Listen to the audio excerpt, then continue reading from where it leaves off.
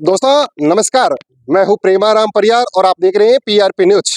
हमने आपको पूर्व के एक वीडियो में बताया था कि भोपालगढ़ के अंदर एक परसू के साथ जिस तरह से ज्यादती की गई और जिस तरह से उसे मौत के मुंह में धकेला गया, उस घटना को लेकर हम आपको पूरी जानकारी दे रहे हैं। उससे पहले वीडियो आप शेयर कर दें और कमेंट करके बताएं कि किस तरह की घटनाएं आम पब्लिक के साथ इस सरकारी हॉस्पिटल में बर्ताव किया जाता है और किस तरह के यहाँ लोगों के साथ व्यवहार होता है। दरअसल में आपको बता दें कि बिरई की प्रसूता रामेश्वरी की 18 तारीख को डॉक्टर रतन कंवर के बिरई के अंदर एक केंद्र खोला गया है, जहां पे जांच की गई थी और जांच में उसे दवाएं दी और दवाइयों के दौरान वो बेहोश होकर गिर पड़ी।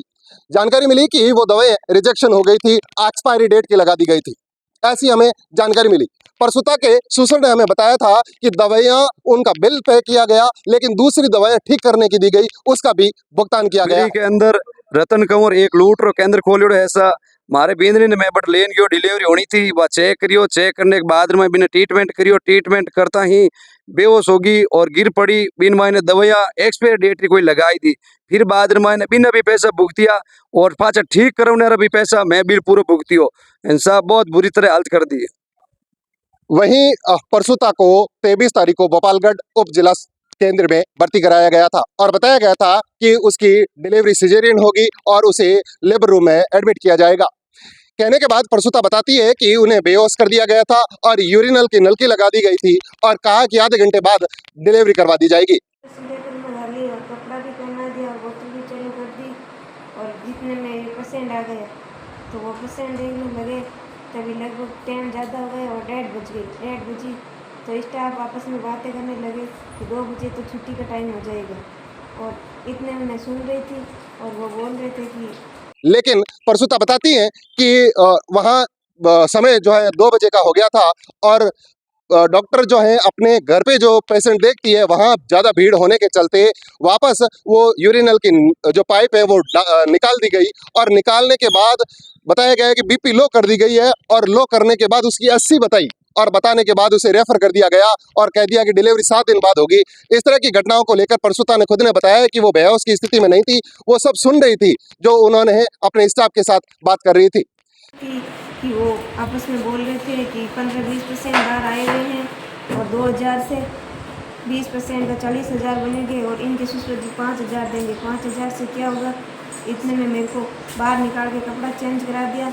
और पैसा लड़की भी बाहर निकाल दी और बोतल भी बाहर निकाल दी। दोस्तों आपको बता दें कि ये घटना जो है 23 तारीख की है और परिवार इस घटना को लेकर पीड़ित था और इस कंडीशन में आप भी बताइए, जब किसी की डिलीवरी कराने अस्पताल में लाए और अस्पताल में डिलीवरी की दवाइयां लग जाए, ट्रीटमेंट हो जाए, पाइप लग जाए, यूरिनल हो जाए, कपड़े चेंज हो जाए और बताया जाता है कि आधे घंटे बाद जो है डिलीवरी होने वाली है और फिर उसको बाहर निकाल दिया जाए कि आपकी डिलीवरी 7 दिन बाद होगी। क्या बीतती होगी उस प्रसूता के ऊपर,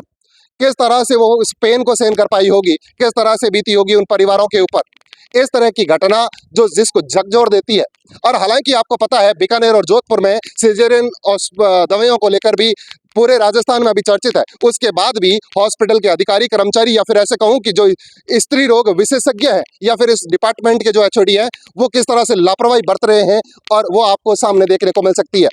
उसमें डिलीवरी के अंदर ले जाने के दौरान उनसे कॉल करके 5,000 रुपए नगद मांगा। हालांकि प्रसूता के ससुर ने बताया कि उन्होंने कहा कि वो 10,000 देंगे इनाम का, 5 नहीं 10 देंगे, लेकिन उन्होंने कहा इनाम नहीं, ये मेरा हक है, ये मेरी ड्यूटी है, मैं 5,000 लेने के बिना डिलीवरी नहीं करवाऊंगी। इस तरह के गंभीर आरोप जो है रामेश्वरी जो प्रसूता उनकी एक लड़की हुई है वो लगा रही है और उनका कहना है कि इस तरह की मेरी जैसी कई बहनें रोती हुई इस हॉस्पिटल से निकल रही है, जबकि सरकारी अस्पताल जहां कई चिकित्सक की व्यवस्थाएं अच्छी होती है वहां इस तरह का ढर्रा देखने को मिल रहा है।